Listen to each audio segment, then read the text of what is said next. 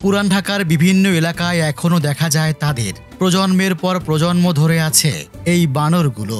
মানুষের মতোই তারা এখানকার বাসিন্দা। একই গলি, একই ছাদ, একই আকাশ। শত বছর ধরে ভাগাভাগি করে বেঁচে আছে সবাই। কেউ ওদের ভালোবাসে, কেউ আবার ভয় পায়, তবু ওরা এখানেই থাকে। কিন্তু প্রশ্নটা এখনো রয়ে গেছে, কোথা থেকে এসেছিল এই বানরগুলো? ঢাকা কোলাহলে মোড়া এক শহর, কিন্তু এই রূপই কি ছিল চিরকাল? মুঘল আমলে আদি ঢাকার চেহারা ছিল একদম আলাদা। চারিদিকে ছিল ঘন বন, নদী আর পাখির ডাক। সেই বনে ঘুরে বেড়াতো নানা বন্যপ্রাণী। এই নগরী তখন ছিল প্রকৃতিরই এক অংশ। ব্রিটিশ আমলে বানরের সংখ্যা আরও বাড়ে। ব্রিটিশরা ঢাকায় বিভিন্ন পার্ক ও বাগান তৈরি করলে প্রাণীগুলো সহজেই সেখানে টিকে যায়। বানরকে পুরান ঢাকার মানুষ ভালোবাসতেন, এটা ঠিক। তবে তখন হিন্দু সম্প্রদায়ের একদল মানুষ যারা রামভক্ত ছিলেন, তারা বানরকে রামের সখা মনে করে অনেক যত্ন করতেন। তাদের বাসায় বানর ঢুকে সব খেলেও তারা রাগ করতেন না, বরং বানর দলের দিকে তাকিয়ে প্রণাম জানাতেন। বন জঙ্গল উজাড় করে গড়ে উঠেছে আবাসিক এলাকা। একসময় যেসব প্রাণীদের সঙ্গে ঢাকাবাসী বড় হয়েছিল তারা আজ অনেক দূরে, কোনো অভয়ারণ্যে। তবু বানরগুলো থেকে গেছে এই শহরে। অদ্ভুতভাবে নীরবে মানুষের মাঝেই টিকে আছে তারা। পুরান ঢাকার ফরাশগঞ্জ, গ্যান্ডারিয়া, রায়সাহেব বাজার, টিপু সুলতান রোড, তাঁতিবাজার, নারিন্দা, সূত্রাপুর সহ আরও বেশ কয়েকটি এলাকায় বানরের দেখা মেলে।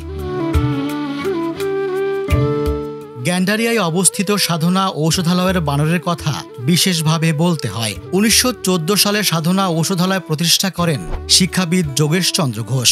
ওষুধ তৈরির কাজে ব্যবহার করা হতো গুড়। এর গন্ধে বানরগুলো কারখানায় চলে আসতো এবং চুরি করে গুড় খেত। এই দেখে যোগেশচন্দ্র কারখানার একটি ঘর বানরদের থাকার জন্য ছেড়ে দেন।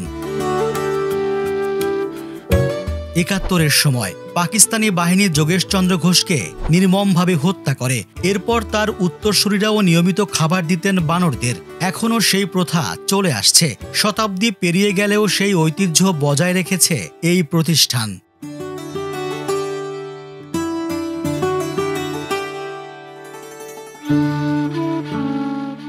তবে এখন সব চলছে সীমিত পরিসরে।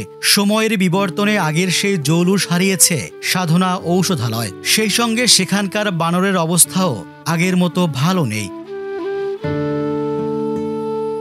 সর্দার প্রথা কেবল মানুষের মাঝেই সীমাবদ্ধ নয়, বানরদের মধ্যেও আছে। আমি যখন রুটি খাওয়াচ্ছিলাম তখন এখানকার বানরগুলোর সর্দার হাজির হয়। অন্য বানরগুলোর তুলনায় এটি স্বাস্থ্যবান, চেহারার ভেতরে গাম্ভীর্য, ভয় দেখিয়ে দেওয়ার মতো যথেষ্ট। খাদ্য ও বাসস্থানের অভাবে বানরের সংখ্যা অনেকটাই কম, আর এ কারণে প্রাণীগুলো মানুষদের আক্রমণ করছে, খিটখিটে আচরণ করছে, খাবার দাবার নিয়ে যাচ্ছে, জানালার গ্রিল থেকে নিয়ে যাচ্ছে কাপড়।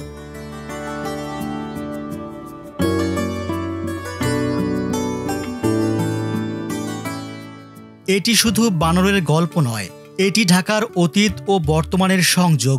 এক প্রজন্ম থেকে আরেক প্রজন্মে চলে আসা এক সহাবস্থান। শত বছর পার হলেও তারা আমাদের শহরের সঙ্গে আছে। এটাই সম্ভবত পুরান ঢাকার সবচেয়ে চমৎকার রূপান্তর। প্রকৃতি, মানুষ এবং ইতিহাসের মধ্যে টিকে থাকা জীবন্ত সাক্ষ্য।